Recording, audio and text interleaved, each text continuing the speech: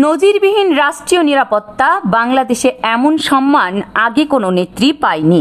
বাংলাদেশের ইতিহাসে যা ঘটল তা এক কথায় নজিরবিহীন। সেনাবাহিনী, র্যাব, পুলিশ প্রশাসন সবাই দাঁড়িয়েছিল একজন নারীর পাশে। হ্যাঁ, একজন নারী যিনি ছিলেন বছরের পর বছর বন্দী, অবহেলিত, নির্যাতিত ও অপমানিত। কিন্তু আজ তাকে ঘিরে দেখা গেল সম্মানের পাহারা, ভালোবাসার ঢল, এমন প্রোটোকল, এমন সংবর্ধনা, এমন ভালোবাসা বাংলাদেশি আর কোনো রাজনীতিবিদের ভাগ্যে কি জুটেছে? হ্যাঁ, খালেদা জিয়াকে নিয়ে, যাকে একসময় তার নিজের ঘর থেকে জোর করে বের করে দেওয়া হয়েছিল, চোখের সামনে বুলডোজার চালিয়ে গুড়িয়ে দেওয়া হয়েছিল সেই ঘর। তার ঘরের সামনে মদের বোতল ছুঁড়ে অপমান করা হয়েছিল। এমন অপমান কোনো নারী, কোনো মা, কোনো প্রাক্তন প্রধানমন্ত্রীও কখনো সহ্য করতে পারেনি। মিথ্যা মামলা, বিচারহীন বন্দিত্ব, অমানবিক চিকিৎসাহীনতার সব কিছুর মধ্যে থেকে তিনি মাথা নত করেননি, তিনি হারেননি, তিনি অপেক্ষা করেছেন। আর আজ সে অপেক্ষার মূল্য মিলেছে জনতার ভালোবাসায়।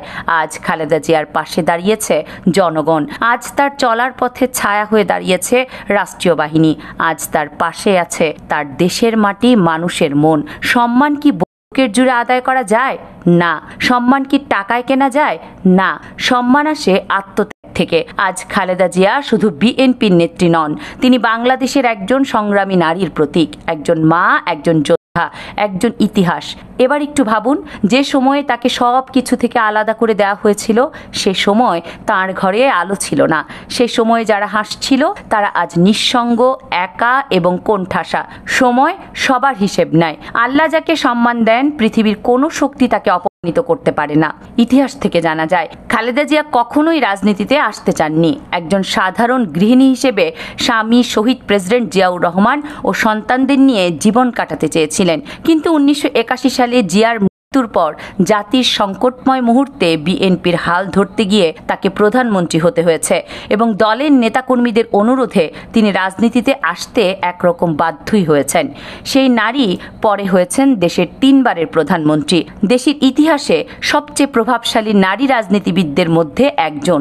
মাত্র 46 বছর বয়সে তিনি প্রধানমন্ত্রী হন, যা বাংলাদেশের ইতিহাসে একজন নারীর জন্য একটি যুগান্তকারী ঘটনা।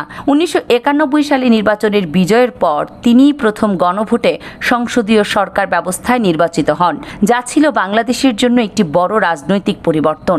তার শাসনামলে এদেশে বহুবার অবরোধ, হরতাল, রাজনৈতিক সংকটের মধ্যেও তিনি সাহসিকতা ও দৃঢ়তার নেতৃত্ব দিয়েছেন। খালেদা জিয়া 2 বার রাজনৈতিক প্রতিহিংসার শিকার হয়ে কারাবন্দী হন।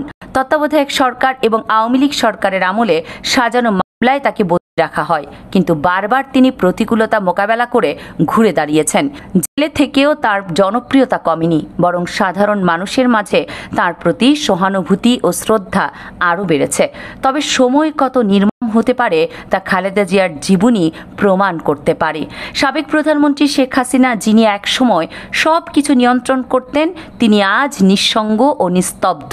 আর যিনি একসময় শিকার ছিলেন, তিনি আজ লাখো মানুষের ভালোবাসায় সিক্ত।